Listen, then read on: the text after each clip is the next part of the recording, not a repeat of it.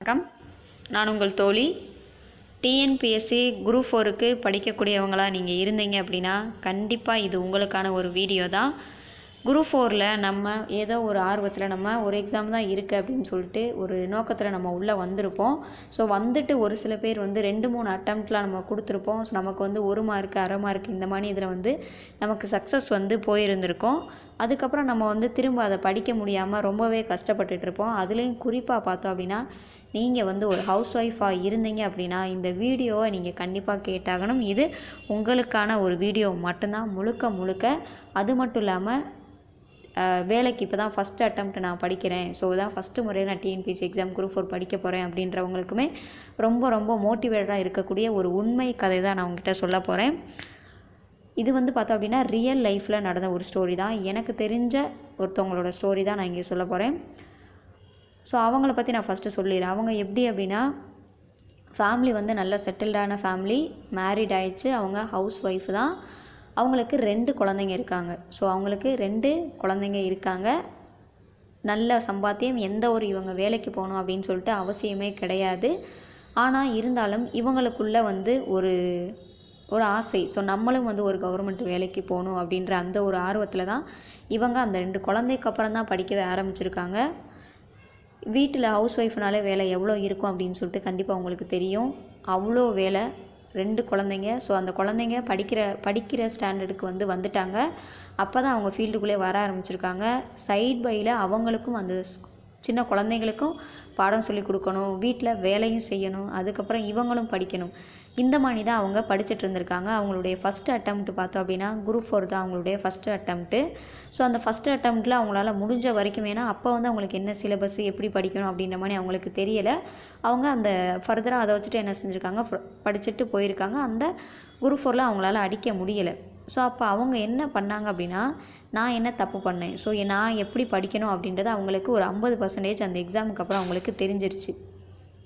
அதுக்கப்புறம் அவங்க படிக்க ஆரம்பிக்கிறாங்க கண்டினியூஸாக. ஒரு நாளைக்கு அவங்களுக்கு கிடைக்கக்கூடிய டைம் அப்படின்றது மினிமம் 2 மணி நேரம், மேக்ஸிமம் 4 மணி நேரம் தான் அவங்களுக்கு கிடச்சிருக்கு படிக்கவே.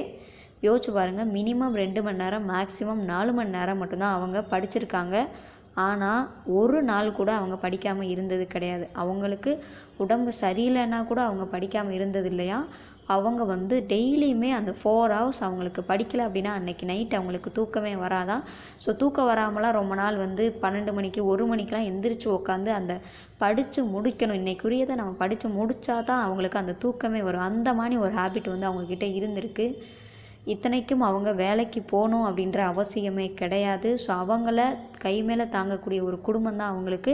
அவங்க வேலைக்கு போய் சம்பாதிக்கணும் அப்படின்ற அவசியம் வந்து கிடையவே கிடையாது. இந்த மாதிரியே அவங்க அடுத்த குரூப் 4 வந்து அவங்க படித்து எக்ஸாம் எழுதியிருக்காங்க. அவங்க கிளியர் பண்ணிட்டாங்க. அவங்களுடைய 2வது அட்டம்ப்ட்லேயே கிளியர் பண்ணி இப்போ ரெவென்யூ டிபார்ட்மெண்ட்டில் ஒர்க் பண்ணிகிட்ருக்காங்க. அப்போ யோசிச்சு பாருங்கள். நம்ம நினைக்கலாம், ஸோ நம்ம வந்து ஒரு ஹவுஸ் ஒய்ஃபாக இருந்துட்டு நம்ம வந்து படிக்கிறது கஷ்டம் அப்படின்னு நினைக்கிறீங்க. அதே போல் ஒரு நாளைக்கு 8 மணி நேரம், 10 மணி நேரம், 15 மணி நேரம் படித்தாதான் வேலைக்கு போக முடியும் அப்படின்னு நம்மளில் பல பேர் வந்து நினச்சிட்ருக்கோம். எது உண்மை அப்படின்னா அப்படிலாம் கிடையாது. ஸோ நீங்கள் எவ்வளோ நேரம் படிக்கிறீங்க அப்படின்றது முக்கியமே கிடையாது. எப்படி நீங்கள் அந்த கண்டென்ட்டை புரிஞ்சு எவ்வளோ நேரத்தில் நீங்கள் அந்த கண்டென்ட் உங்களுக்கு எவ்வளோ புரியுது அப்படின்றத பொறுத்து தான்.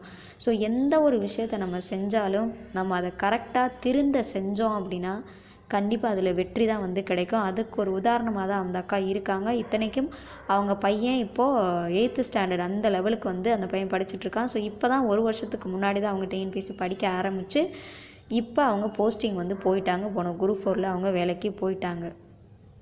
யோசிச்சு பாருங்கள், வேலை முக்கியம் இல்லை, வேலைக்கு கண்டிப்பாக போகணும் அப்படின்ற அவசியம் இல்லாதவங்க, அவங்க ஒரு ஆசைக்காக அவ்வளோ விஷயங்களை அவங்க சாக்ரிஃபைஸ் பண்ணி அவங்களால அந்த வேலையை அடைய முடியுது. ஒரு நாளைக்கு 3 மணி நேரம் மட்டும் படித்து 3-4 மணி நேரம், ஆனால் டெய்லியும் படிச்சிருக்காங்க. இதுதான் உண்மையான ஒரு விஷயம். ஸோ நம்ம வந்து டெய்லியும் ஒரு நாளைக்கு 8 மணி நேரம் படிக்கணும் அப்படின்ற அவசியம் கிடையாது. ஒரு நாளைக்கு 2 மணி நேரம் கூட நம்ம டெய்லியும் விடாமல் படித்தா கண்டிப்பாக ஒரு நாள் வந்து வெற்றி கிடைக்கும். இத்தனைக்கும் ஒரு ஹவுஸ் ஒய்ஃப் தான். ஸோ ஹவுஸ் ஒய்ஃபில் வீட்டில் குழந்தைங்களுக்கு சமைக்கணும், அவங்க வீட்டுக்காருக்கு சமைக்கணும், இந்த மாதிரி எல்லா விஷயங்களையுமே பண்ணி தான் அவங்க சக்ஸஸ் வந்து அடைஞ்சிருக்காங்க. ஸோ இந்த மாதிரி நீங்களும் எல்லாமே நம்மளுடைய பார்க்கக்கூடிய பார்வையில் மட்டும்தான். எனக்கு அந்த வேலை வேணும்னா வேணும், அதுக்கு என்னென்ன தியாகம் நான் பண்ணணுமோ எல்லாத்தையும் நான் பண்ணுவேன் அப்படின்ற அந்த ஒரு பக்குவம் மட்டும் நம்மக்கிட்ட இருந்துச்சுன்னா கண்டிப்பாக வெற்றி வந்து நமக்கானதா. நம்ம என்ன வேலை நினச்சாலும் அது குரூப் 1 வேலையாக இருந்தாலும் கண்டிப்பாக நம்மளால் அச்சீவ் பண்ண முடியும். எல்லாமே நம்ம பார்க்குற கண்ணோட்டத்தில் மட்டும்தான். ஸோ வேலை இருக்குது அப்படின்னா, ஆமாம் வேலை இருக்குது, அந்த வேலையை முடிச்சுட்டு நான் படிப்பேன் அப்படின்ற அந்த ஒரு தாட்டை மட்டும் நீங்கள் வளர்த்துக்கிட்டீங்கன்னு வச்சுக்கோங்களேன், கண்டிப்பாக உங்களுக்கு வந்து வெற்றி கிடைக்கும். ஸோ நீங்கள் ஹவுஸ் ஒய்ஃபாக இருக்கோம், நான் வந்து வேலை பார்த்துக்கிட்டே படிக்கிறேன் அப்படின்ற மாதிரிலாம் கண்டிப்பாக நீங்கள் திங்க் பண்ணாதீங்க. அதோட இது எனக்கு முக்கியமானது. நீங்கள் வேலையை கூட நீங்கள் செய்கிறீங்களே செய்யலாம், அது வேறு விஷயம். ஆனால் நான் படிக்காமல் ஒரு நாள் கூட நான் தூங்க மாட்டேன், படிக்காமல் என்னால் இருக்க முடியாது அப்படின்ற ஒரு இதை மட்டும் நீங்கள் கொண்டு வந்துட்டீங்க அப்படின்னா கண்டிப்பாக உங்களுக்கான வெற்றி மிக சீக்கிரமே வந்து கிடைக்கும். அதே போல் நீங்கள் புதுசாக படிக்கிறவங்களா இருந்தாலும் ஒரு நாளைக்கு ஆரம்பத்தில் சொல்லுவாங்க, புதுசாக படிக்கிறவங்க கிட்ட வந்து ஒரு நாளைக்கு 8 மணி நேரம் 10 மணி நேரம் படித்தா தான் குரூப் 4 போக முடியும் அப்படின்ற மாதிரி சொல்லுவாங்க. அப்படி கிடையாது. ஒரு நாளைக்கு நம்ம எவ்வளோ மணி நேரம் படிக்கிறோம் அப்படின்றது முக்கியமே கிடையாது. நீங்கள் எந்த அளவுக்கு படிச்சிருக்கீங்க, 1 மணி நேரம் படித்தாலும் அந்த 1 மணி நேரத்தில் உங்களுக்கு கொஷின் கேட்டாங்கன்னா நீங்கள் எப்போ வேணாலும் ஆன்சர் பண்ணுவேன் அப்படின்ற அளவுக்கு நீங்கள் படிச்சிருந்தா தான் அந்த 1 மணி நேரத்துக்கு வேலிட். ஸோ நீங்கள் எவ்வளோ நேரம் படிக்கணும் அப்படின்றது முக்கியமே கிடையாது. குரூப் 4 வரவங்க அதை நினச்சி நீங்கள் பயப்பட வேணாம். நீங்கள் படிக்கிற விஷயத்தை நீங்கள் செய்யக்கூடிய கடமையை கரெக்டாக நீங்கள் செஞ்சுட்டு போயிட்டே இருந்தீங்க அப்படின்னா கண்டிப்பாக வந்து உங்களுக்கு வந்து வெற்றி கிடைக்கும். ஸோ வெற்றி வந்து உள்ளே வந்த உடனே எல்லாருக்குமே கிடைக்காது. ஒரு சில பேர்த்துக்கு அது சீக்கிரமாக கிடைக்கும், ஒரு சில பேர்த்துக்கு அது லேட்டாக தான் கிடைக்கும். ஸோ தோல்வி அடைய அடைய தான் நமக்கு அந்த வெற்றியை படிக்கட்டில் நம்ம ஏறிட்டே இருக்கோம்னு அர்த்தம். ஸோ நீங்கள் தோல்வியை கண்டு தோன்ட்டீங்க அப்படின்னா கண்டிப்பாக வந்து வெற்றி படியை நம்ம வந்து அடைய முடியாது. தோல்வியையும் ஒரு படிக்கல்லாக மாற்றி அந்த வெற்றி படிக்கட்டை நீங்கள் வந்து கண்டிப்பாக அடையணும். ஸோ தயவு செஞ்சு படிக்க ஆரம்பிங்க. நீங்கள் டெய்லியும் மினிமம் குறைஞ்சது 2 மணி நேரம் படிங்க. மேக்ஸிமம் ஒரு 5 மணி நேரம் வந்து படிங்க. படிக்கிறத தெளிவாக படிச்சுக்கோங்க. முயல் மானி ஓட வேணாம், ஆமை மானி மெதுவாகவே போங்க. கண்டிப்பாக ஒரு நாள் உங்கள் கோலை போய் நீங்கள் ரீச் பண்ணிடுவீங்க. ஸோ இந்த வீடியோ உங்களுக்கு பிடிச்சிருந்துச்சின்னா மறக்காமல் உங்கள் நண்பர்களுக்கு ஷேர் பண்ணுங்கள். மறக்காமல் நம்ம சேனலை சப்ஸ்கிரைப் பண்ணிடுங்க. நன்றி.